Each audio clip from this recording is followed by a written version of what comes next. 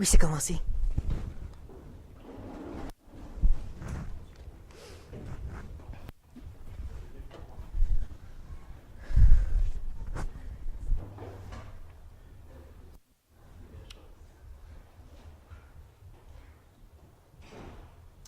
Nous allons commencer par la prière.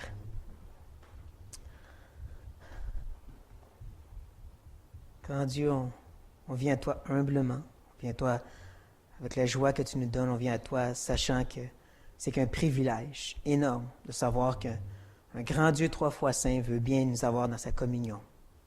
Qu'un grand Dieu si incroyable veut bien habiter dans notre cœur. On va regarder ce matin justement ce grand mystère bien caché, mais maintenant révélé à nous. Quel privilège que ça, c'est. Que tu te montres à nous, que tu nous expliques les choses, qu'on a ta parole pour pouvoir comprendre les pensées de Dieu et agir en conséquence, par le nouveau vouloir que tu nous as donné. On va regarder vers aussi l'œuvre de notre cher frère Paul et espérément pouvoir être excité à notre tour de vouloir l'imiter. On te demande de ton aide, Seigneur, de ton esprit pour nous faire comprendre ces si belles paroles, de m'aider à bien les expliquer, bien les exprimer. Seigneur, tout simplement à ouvrir ma bouche et délier ma langue. On te demande, Seigneur, parce qu'on sait que par toi et seulement par toi, on peut oser s'approcher de ta parole et chercher à la comprendre. On est reconnaissant du fait qu'on a ce privilège, ce droit acquis à la croix, de se réunir pour se tourner vers toi et dire « Gloire à Dieu, enseigne-nous maintenant ». Grand Dieu, humilie nos cœurs, ramollis notre âme et fais rentrer ta parole. Amen. Pendant que vous tournez dans Colossiens, le chapitre 1, bien sûr, je vais vous rappeler que nous rentrons dans une nouvelle section de cette belle épître. La section personnelle, où est-ce que Paul va présenter son ministère, vous nous parler de ce qu'il fait pour les Colossiens dans le but de vraiment chercher à toucher le cœur des Colossiens, leur faire comprendre qu'est-ce qu'il est prêt à souffrir pour eux et pour leur œuvre à eux. Nous allons débuter ce matin en regardant une autre longue phrase de Paul qui commence au verset 24 et qui se termine au verset 29. Sauf que comme je me suis rendu compte, le verset 29 semble plus être comme une introduction pour l'autre phrase d'après. Un peu comme on a vu avec le verset 23, je ne sais pas si vous en rappelez, où ce que ça dit « Dont moi pas, j'ai été fait ministre ». Oui, c'est la fin de la phrase du verset 21 à 23, mais comme je vous ai dit, on dirait que c'est plus l'introduction pour la section de ce matin, parce qu'il parle de son ministère. Et je pense que c'est la même chose qu'il fait au verset 29. Pas moi seulement aussi. Et c'est pourquoi, donc, la prochaine fois, qui est dans 2 semaines, on va regarder les versets 29 jusqu'au chapitre 2, verset 3. Avis aux intéressés, 2 semaines veut dire, c'est sûr qu'il va y avoir un quiz. Mais donc, ce matin, on va regarder, comme je dis, le ministère et le mystère aussi. Parce que c'est ça que Paul va faire. Il va commencer dans les 2 premiers versets par nous montrer son ministère. Ensuite, les 2 prochains, ça va être son mystère. Et là, il va revenir sur son ministère pour l'élaborer et compléter un peu le cercle, comme Paul fait souvent. Et donc, ça, nous sommes dans Colossiens chapitre 1. Et donc, je vais commencer par le verset 24. Je me réjouis maintenant dans mes souffrances pour vous, et ce qui manque aux souffrances de Christ, je l'achève en ma chair pour son corps qui est l'Église. On est vraiment bénis ce matin tout de suite en commençant parce qu'on tombe sur un verset, comme quelques autres, qui sont vraiment difficiles à comprendre, presque impossibles à bien interpréter, et un peu comme dans 1 Corinthiens 15, le baptême des morts. Je parle surtout de la petite partie qui dit « ce qui manque aux souffrances de Christ ». Pris par elle-même, juste cette petite partie a créé l'hérésie catholique de la grâce méritoire. Cette idée que oui, Christ est mort à la croix, c'est bon pour nous, mais il faut ajouter. Ils prennent surtout ce verset comme appui. Et soyons honnêtes, si on prend le verset tout seul, sans l'expliquer, sans l'étudier, sans prendre d'autres versets, c'est vrai qu'il dit ça, il manque quelque chose à Christ. C'est pour ça qu'il faut l'étudier, le décortiquer morceau par morceau ensemble. Et tout de suite, en partant, on voit que Paul n'utilise pas ces mots de liaison habituels pour commencer le verset. Pas de « et », pas de « car », pour nous aider à connecter les idées ensemble. Même que dans le grec, le verset commence par « maintenant ». « Maintenant, je me réjouis ». C'est comme si Paul fait une coupure émotionnelle. Il arrête un instant, qu'est-ce qu'il dicte à la personne qui écrit. Il regarde ses chaînes, il regarde sa situation, puis il dit « je souffre ». mais je le fais avec joie pour vous. Vraiment pour connecter avec les Colossiens, leur faire comprendre, oui, c'est vrai que je souffre. Je ne vais pas nier que c'est difficile, qu'est-ce que je vis, mais je suis content de le vivre pour vous. Vous imaginez une seconde de recevoir une lettre d'un missionnaire quelconque, emprisonné en Corée du Nord, qui vous dit « Je fais ça pour toi ». Sans tu veux lire le reste de la lettre après ça, qu'est-ce qu'il y a à me dire? C'est ce que Paul fait. La deuxième souffrance qu'il nous mentionne dans le verset, aux souffrances de Christ, qui pourrait aussi être traduit par tribulation, ne parle jamais, mais absolument n'est jamais utilisé pour parler des souffrances de Christ dans le reste de la Bible. Que ce soit les écrits de Paul ou dans les évangiles, que ce soit le jardin de Gethsémani, que ce soit sur la croix, les Romains, jamais c'est un mot qui est utilisé pour parler de Christ qui souffre. Au contraire, ce mot en particulier, il est plus souvent utilisé pour parler de nos tribulations à nous. Puis on sait de toute façon qu'il y a un lien très spécial entre nous et Christ, entre l'Église et son Seigneur. Qu'est-ce qu'il a dit à Saul? Saul, pourquoi me persécutes-tu? Pourtant, Saul persécutait l'Église. Et en plus, le mot manque, ou le manquement, si vous voulez, il n'y a pas comme source Christ. Ce n'est pas Christ qui n'a pas fait sa job, si vous voulez. C'est plus l'Église qui a quelque chose à compléter. On sait qu'on est ici pour compléter l'œuvre de Christ sur la terre, de compléter son Église. On pourrait dire d'une certaine façon, c'est comme si l'Église souffre les douleurs de l'enfantement jusqu'à donner naissance au dernier des derniers jours. Vous savez, les tribulations, le retour de Christ, et ainsi de suite. Et donc, Paul dit, moi, je fais ma part, comme vous devriez faire votre part. Moi, je souffre pour compléter l'œuvre que Dieu me donnait à faire, comme l'Église doit faire aussi. Ça semble être la chose que Paul essaie de nous dire ici au verset 24. Et c'est à l'Église, justement, qu'il s'adresse, et l'œuvre qu'il fait pour l'Église, qui nous aide à enchaîner ensuite au verset 25. C'est d'elle que j'ai été fait ministre, selon la charge que Dieu m'a donnée auprès de vous, afin que j'annonçasse pleinement la parole de Dieu. Sachez que c'est ce début d'énoncé du verset 25, ce ministère-là qui nous mentionne, comme point culminant, comme point le plus important, une simple petite préposition grecque, kata. Kata qui est traduit ici dans le texte par selon. Et qui a comme idée de descendre au niveau le plus important. Ou en d'autres mots, c'est comme s'il dit, mon ministère est important parce que c'est une charge que j'ai reçue de Dieu. Je peux vous réaliser qu'il n'y a pas de grand ou de petit mystère, il y a juste un grand Dieu qu'on sert. C'est ça que Paul dit. Ma charge est importante parce qu'elle vient de Dieu. Et le mot charge est aussi intéressant, il vaut la peine d'être regardé. Et dans Éphésiens chapitre 3, il est aussi utilisé.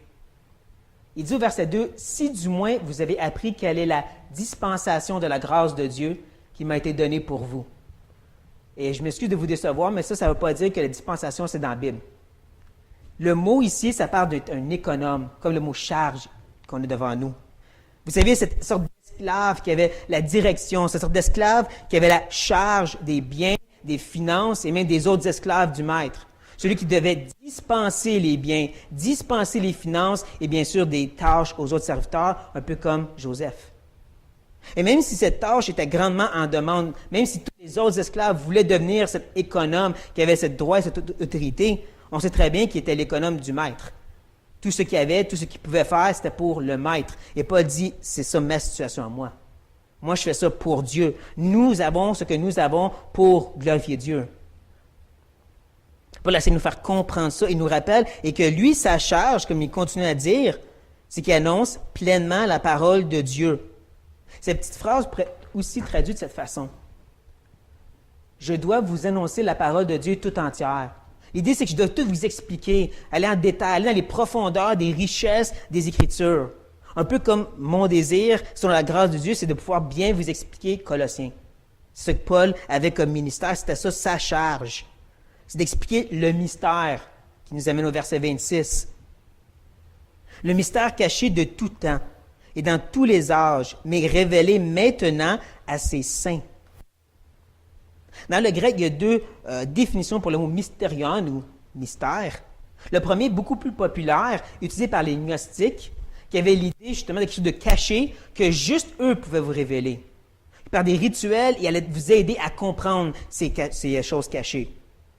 Mais il y en a un autre qui était beaucoup moins populaire et connu peut-être plus par des Juifs et les chrétiens, et c'était ce qu'on pourrait appeler quelque chose de caché, mais révélé par Dieu, ou par révélation divine. Un peu comme ça dit dans 1 Corinthiens chapitre 4. C'est par l'Esprit qu'on connaît les pensées de Dieu. Et donc, je crois bien que c'est cela que Paul veut utiliser ici, n'est-ce pas? Il le dit lui-même, c'est un mystère que Dieu a révélé à nous, les saints. En plus, il y a une sorte de jeu de mots possible, je dis bien, une sorte d'attaque directement au gnostique avec les mots temps et âge. Le mot âge, qui pourrait aussi être compris par génération, ça parle des familles, des gens, donc des hommes. Mais le mot temps, c'est le mot ions, qui était utilisé par les gnostiques pour parler des êtres spirituels comme des anges.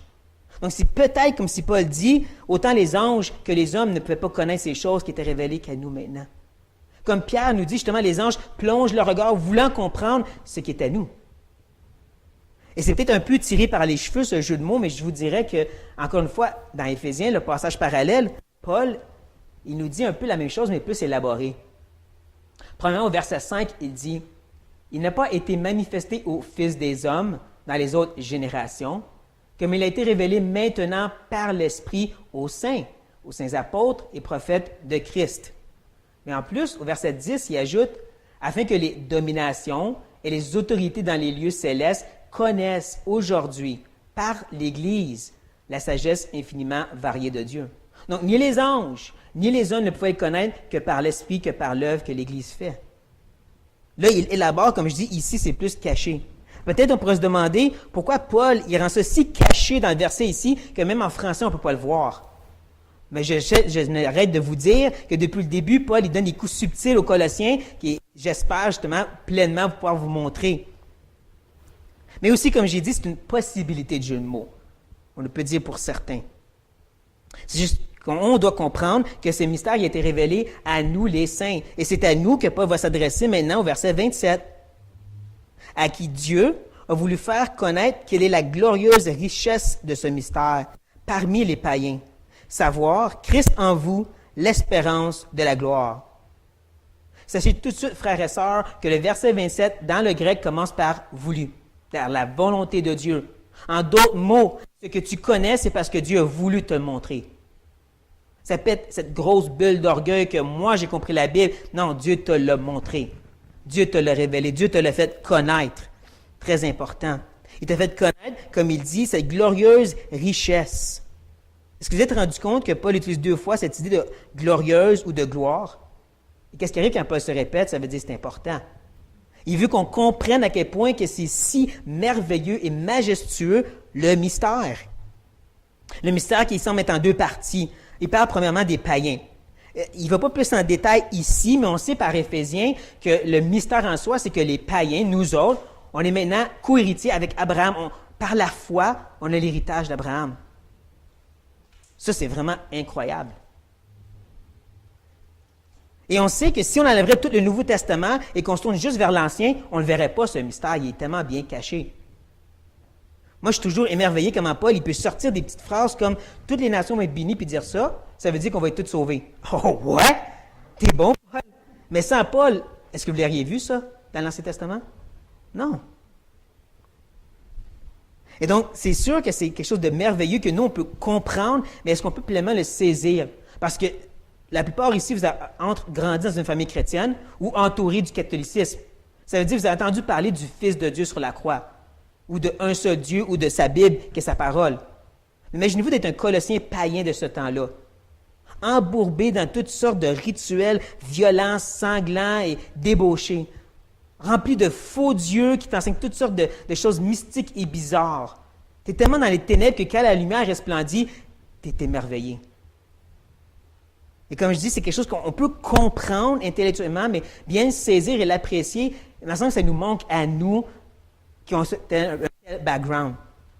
Des gens qui pourraient peut-être mieux comprendre, c'est quelqu'un comme M. Philip Keller, celui qui a écrit cette fameuse série Le Berger médite. Cet homme était littéralement un petit Africain qui a grandi dans le voodooisme et les esprits, et ainsi de suite. Lui, c'est ça qu'on lui a enseigné, juste ça. Mais il y avait quelque chose dans son cœur qui disait qu'il y a un Dieu créateur. Et le cheminement qu'il a pris, ça nous montre que lui a compris ce que les Colossiens ici ont pu saisir et que nous, comme je dis, peut-être ça nous manque. Mais on peut encore plus apprécier l'idée que Christ est en vous, la deuxième partie. Dieu habite en nous. Ça, c'est un autre mystère dans l'Ancien Testament. Si on regarde toutes seules les prophéties, l'idée que l'Esprit va être là, Les Juifs, l'idée qu'ils pouvaient comprendre de l'Esprit, c'est que les prophètes, ils font des prophéties, puis il y a des gens qui construisent des temples avec l'Esprit. Donc, c'est une puissance. Ce qu'ils pouvaient comprendre, c'est que les rois n'avaient, c'est que les prophètes n'avaient, puis certains souverains sacrificateurs. Mais pas tout le peuple. Nous, ce qu'on sait, c'est que dès qu'on est né de nouveau, on reçoit l'Esprit. Dieu vient habiter en nous pour être en communion avec nous. Ça, on peut au moins l'apprécier. Et c'est sûr que ça devient difficile, puisqu'on avance dans la vie chrétienne, de réaliser comment c'est un miracle que Dieu y habite en nous. Que c'est, comme Paul dit, glorieux. Et c'est de Christ qu'il va parler lorsqu'il enchaîne pour le verset 28 maintenant. C'est lui, Paul nous dit, que nous annonçons, exhortant tout homme et instruisant tout homme en toute sagesse, afin de présenter à Dieu tout homme, devenu parfait en Christ. Avez-vous le nombre de fois que Paul a dit tout homme? 3 fois. Pas 2 cette fois. Pas 2 comme il a tendance à faire. Il disait vérité, en vérité, en vérité. Tout homme, tout homme, tout homme. C'est parce que les gnostiques, eux autres, avaient cette idée que juste nous, on peut comprendre et les super zélés que nous, on l'aide. Mais pas tout homme. Pas dit non, c'est vraiment tout homme. Tous, hommes et femmes, enfants, peuvent comprendre cette grande vérité. Bien sûr, ce n'est pas l'idée que tout le monde va être sauvé. J'espère que vous comprenez ça. Mais c'est plus l'idée que tous ceux qui vont se soumettre à ce que Paul annonce, ce que Paul prononce, ce que Paul enseigne, comme il va nous dire. Et là, il va nous faire comprendre que c'est autant quelque chose de négatif que de positif en disant exhortant et instruisant. L'exhortation ici, ce n'est pas comme de soutenir ou de supporter quelqu'un ou de l'encourager. C'est la sorte d'exhortation qu'on retrouve dans Timothée. Prêche la parole, insiste en tout temps, en toute occasion, favorable ou non, reprend, censure, exhorte avec toute douceur et en instruisant. C'est cette sorte d'exhortation, de reprendre et de censurer. Donc, c'est autant utile de se tourner vers un non-sauvé puis de lui dire justement comment il doit se repentir parce qu'il est pécheur puis il s'en va en enfer. Tu l'exhortes de cette façon, que pour les chrétiens qui continuent à grandir dans la foi. Je ne sais pas si vous avez réalisé, mais Paul s'adresse à un pasteur qui s'occupait des chrétiens quand il dit qu'il faut les censurer puis les reprendre. Ça veut dire nous, ça. Mais en plus, positivement, il parle de l'instruction. Un peu comme il en a parlé tantôt, son ministère, c'est d'expliquer les profondes richesses de la parole. Donc, autant tu te tournes encore vers les pécheurs perdus, puis tu lui dis c'est quoi la repentance, puis c'est vers qui tu dois te tourner pour être sauvé, que tu continues à enseigner les autres autour de nous aussi, les frères et sœurs, pour qu'ils puissent grandir dans la connaissance de Dieu. Maintenant, il y a une chose que j'ai trouvé vraiment fascinante de ce que Paul y a comme ministère. Et c'est que l'important, c'est pas qu'il doit annoncer, c'est pas qu'il doit exhorter, ni instruire, c'est qu'il doit le faire avec sagesse. Ça, c'est important de réaliser justement qu'il faut savoir quand enseigner et quoi enseigner à quelqu'un. Que pas tous les chrétiens peuvent comprendre toutes choses tout de suite. Un petit bébé, tu ne lui donnes pas la nourriture solide. Mais en même temps aussi l'idée de reprendre. Il y a un temps pour reprendre, puis un temps que non. Nous, on est trop rapide de dire toute occasion, ça veut dire tout le temps. Dès que je vois une erreur, je saute dessus. N'est-ce pas que c'est un peu un acte d'orgueil de dire si moi je ne le reprends pas, qui va le faire? Il faut que je lui dise qu'il est dans l'erreur. Parce que c'est pas comme si l'Esprit, par la parole, pourrait lui montrer, là. Oui, j'utilise des sarcasmes énormes ici. Pour qu'on comprenne à quel point c'est ridicule d'avoir cette sorte d'orgueil de dire « il faut que je reprenne en tout temps », ça veut dire « chaque erreur que je vois, je saute dessus ». Mais en même temps, ça demande donc une certaine humilité, la sagesse, de dire « ça se peut que c'est moi qui se trompe, puis c'est lui qui a raison ». La façon que lui comprend la parole, lui comprend ce passage, c'est peut-être lui qui a raison, puis c'est moi qui ai tort, puis c'est moi qui ai besoin d'écouter ici. Et donc, la sagesse humble est importante à cette annonce, cette exhortation et cette instruction.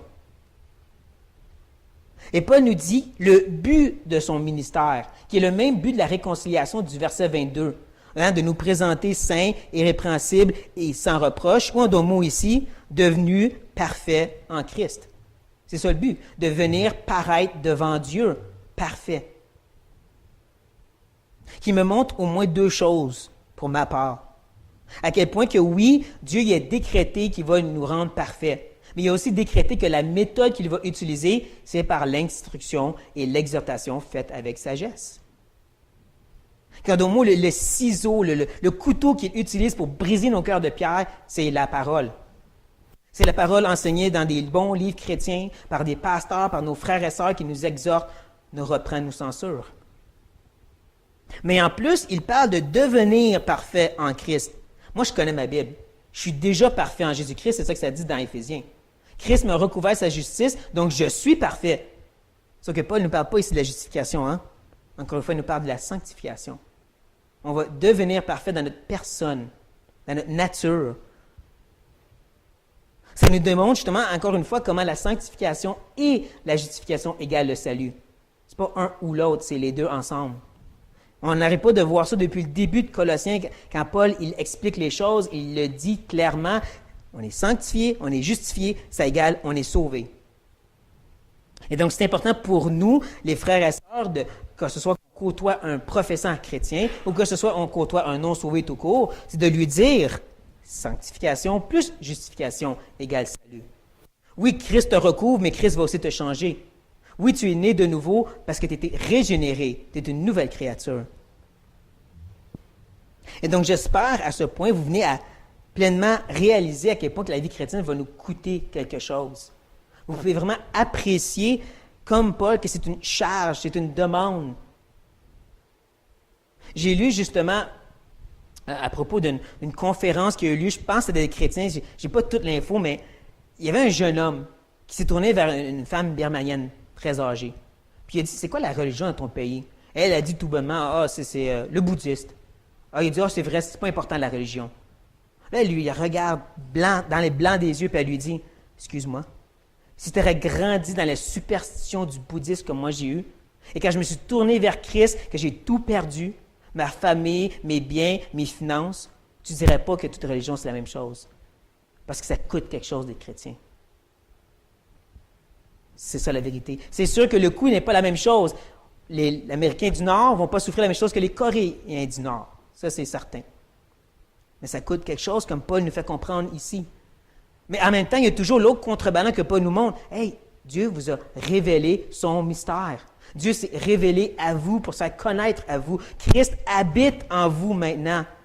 Donc, il y a toujours ce beau contrebalan que Paul nous montre dans ce passage. Autant que cette idée qu'on doit s'efforcer à devenir parfait parce qu'on va l'être au ciel. Parce qu'on l'est déjà en Christ. Que c'est le merveillement de dire « Je suis sauvé, donc je veux travailler pour Christ ». C'est ça que Paul semble vouloir nous montrer ici dans le texte. Et donc, avec 5 minutes, qui a des questions?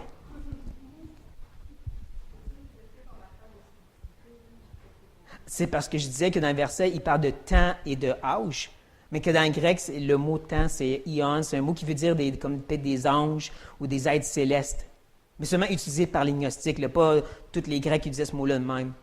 Donc peut-être Paul est en train de dire, comme les gnostiques, eux, pensent que les anges vont vous aider, mais moi je vous dis que les anges non plus ne savaient pas le salut. C'est juste Dieu qui l'a révélé. Autre chose? Commentaire?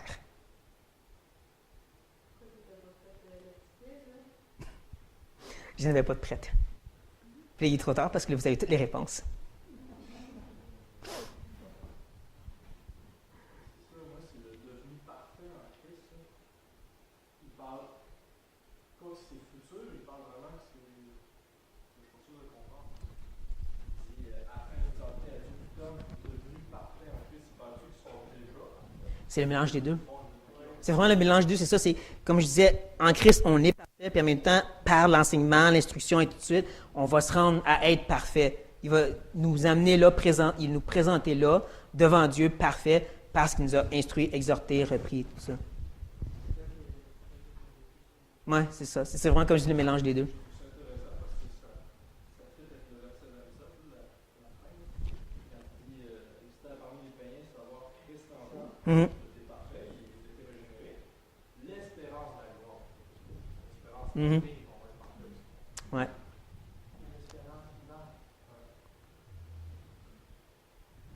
D'autres?